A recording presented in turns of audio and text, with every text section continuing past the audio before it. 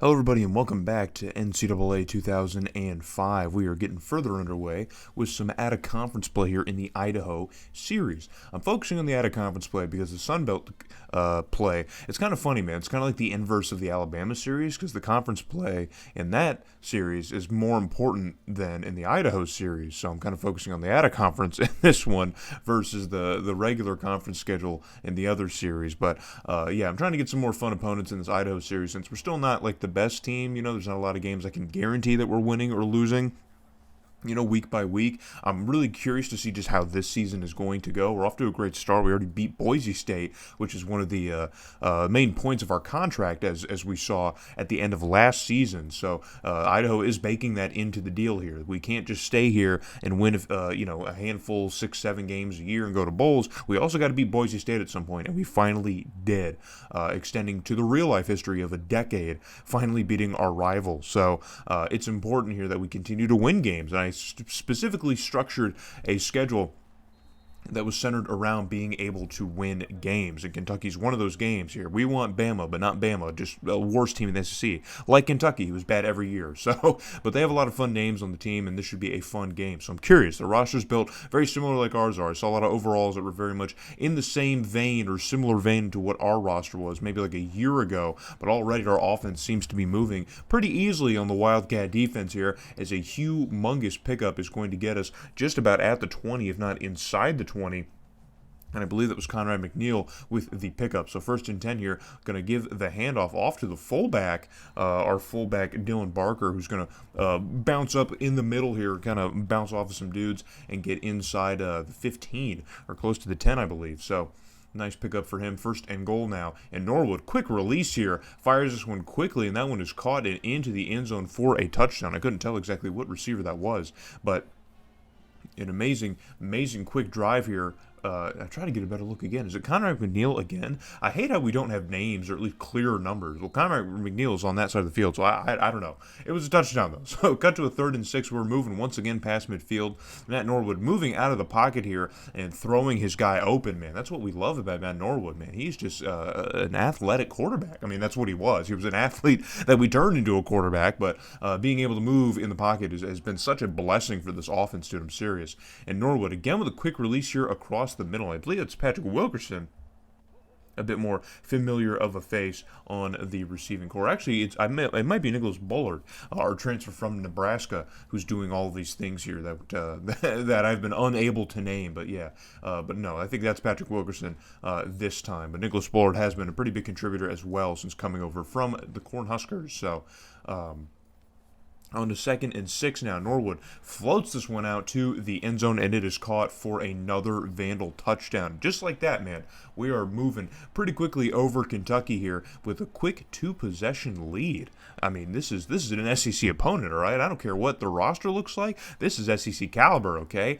Are we good enough to be in the SEC? Probably not. But 14-0 after the first quarter is a good look for us here, and we're already moving with the ball again as Kentucky's offense has been completely inept so far in this game. And on a 3rd and 10, Norwood floats this one out to the tight end Byron Huber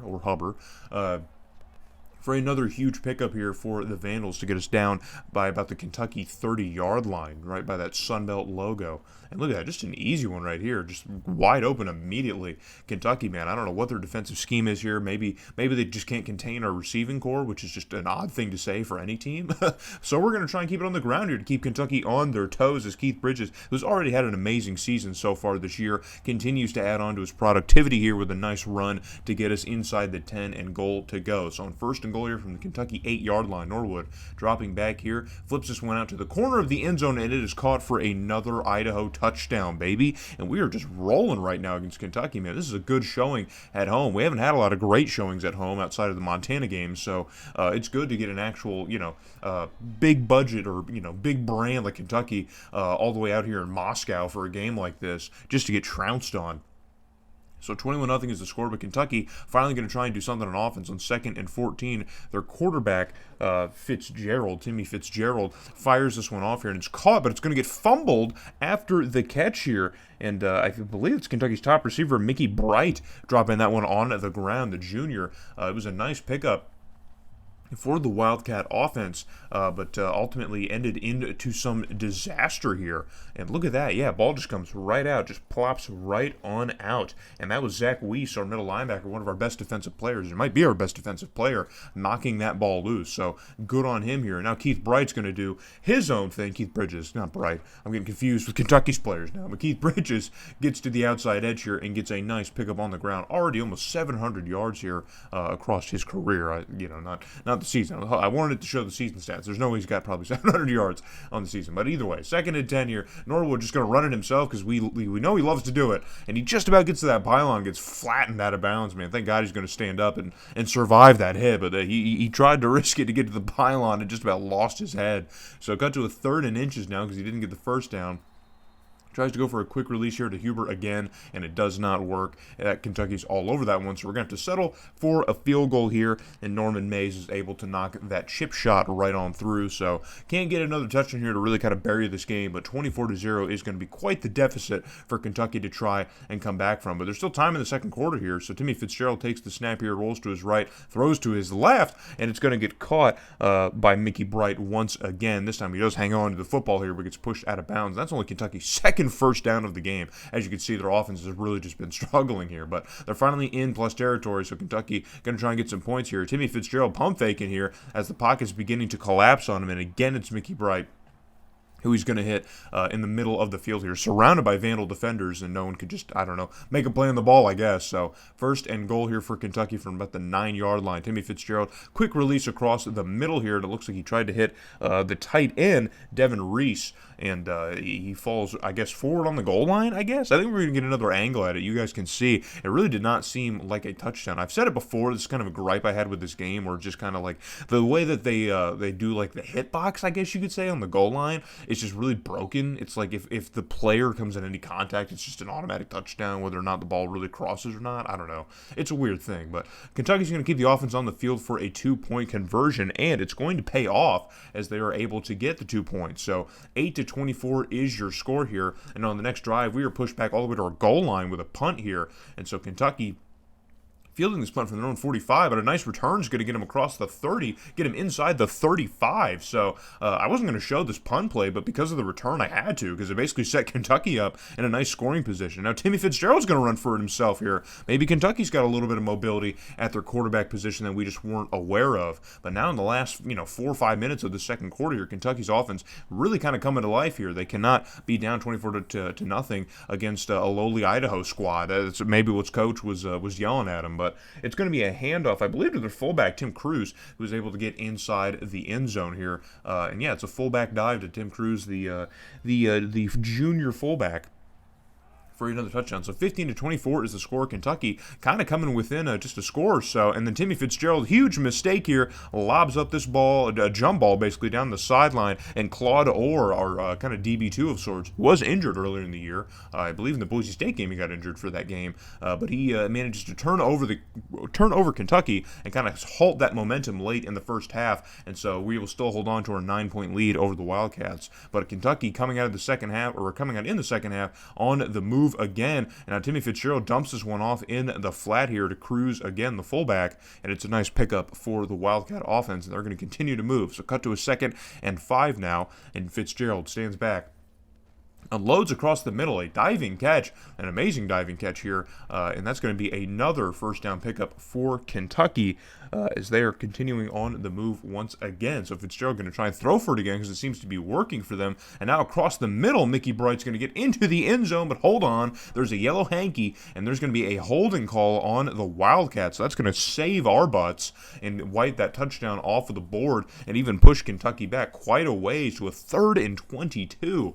So it's going to be hard for them to try and convert on this 3rd and 22, back now by about the 35 or 25, I believe. And Fitzgerald takes a shot downfield here, and that one is off the hands of one of his receivers. And he cannot haul this one in. And so that's going to bring up 4th down for Kentucky, and they're going to bring out the kicking team, and the kick is up, and the kick is no good. It's going to bounce off of the crossbar. That had to be like, what, a 35-yard field goal? So Kentucky, like I said, the roster was built similar to ours was maybe a year or two ago, and yeah, it's not deep at all. They probably have like a 60 overall kicker, and he just was not able to make that work. So on the other side now, we're finally moving our own direction. Kind of an awkward throw and catch by Norwood to, I believe, Connor McNeil is still going to be good enough to get us a nice little pickup. And we're going to get another angle at it here. As Norwood, look at this, just a high arching kind of throw here. Have to get over to the defense. Kind of awkward here. But cut to a 2nd and 7 now. Norwood dropping back here. Releases quickly again, and it's going to be caught for another Idaho first down. And I believe that time it was Nicholas Bullard. And yeah, we see the passing breakdown between the two of them. And Bright's being a little bit more consistent here, but Bullard, we still love Bullard. So cut to a 3rd and 2 now. Norwood going to hand this one off to Bridges, trying to get to the first down, and he cannot do it. So Kentucky covers that play well, and they're going to kind of limit here the damage that we are going to do on offense. As the third quarter comes to a close, we will probably have to go for a field goal unless maybe Lynch is feeling a little bit crazier, but he's not. So we're going to bring on Norman Mays for a field goal attempt, and he nails this one through here. He's been pretty consistent in short yardage, so as long as we can get him in at least a good enough position, maybe under 35 yards, we could probably at least expect him to be able to nail those. So 27-15 is the score, but we have the ball once again. Norwood deep shot downfield, and it's going to get caught for a nice first down pickup here, and we're going to move once again on offense. And I believe that was Nicholas Bullard again. It's hard to see the 89, but I believe that's what I saw. So cut to a 2nd and inches now. Norwood handing this one off here. It's a delayed handoff, and I believe that's the fullback he handed off to. I believe it's Dylan Barker. No, it's Keith Bridges he did hand it off to. Looked a little bit bigger than I was used to, but no, it's Keith Bridges. And he does pick up the first down for Idaho, and we're going to continue this drive. So 1st and 10 now here against Kentucky here. We're close. We're inside the red zone. Norwood, quick release across the middle of the field, is going to be caught for another Vandal touchdown. You love to see it. You absolutely love to see it.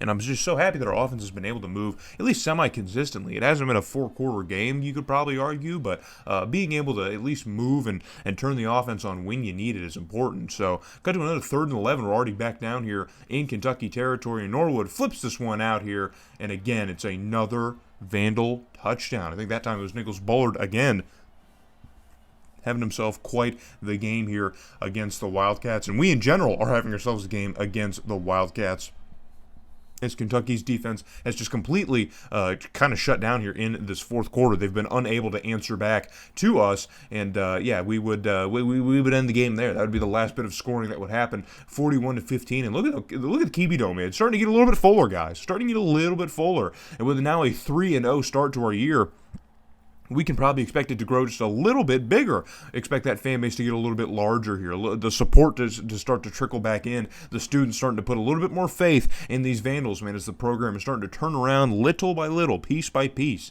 We've had 2 back-to-back 7-5 years. We finally had a bowl win last year too. Things are looking up here in Moscow. So, and this is such a huge statement victory for us, man. This game is 24-15. We let Kentucky kind of climb a little bit of a ways back in. They were still down 2 possessions, but we were able to just kind of turn the Jets on offense and completely run away with this thing, man. 7 trips to the red zone. I mean, dude, this is good. This is a good kind of victory. It makes you feel good about the season. I mean, the Boise State win was huge, but I mean, this is a Power 6 opponent, guys. This is Kentucky, for goodness sakes. Even though they're awful and always awful around this time, I'm still going to flex about beating Kentucky. We beat an SEC caliber team. Maybe next year we'll go for like a Mississippi State or something. See who's really struggling in the SEC and try it again. I'm not sure, but Nicholas Bullard with almost 100 yards receiving. And Patrick Wilkerson, I was right. I thought I kept seeing 85, but yeah, Patrick Wilkerson was out there getting a lot of the work as well. It was between the two of them. So we're finally going to open up Sunbelt play, so I am going to focus on the first Sunbelt game that we are going to play, and then we'll skip around that schedule. But Utah State, we haven't played Utah State on the road, so that's where we're going to start with the Sunbelt. So hope to see you guys back when we play the Aggies.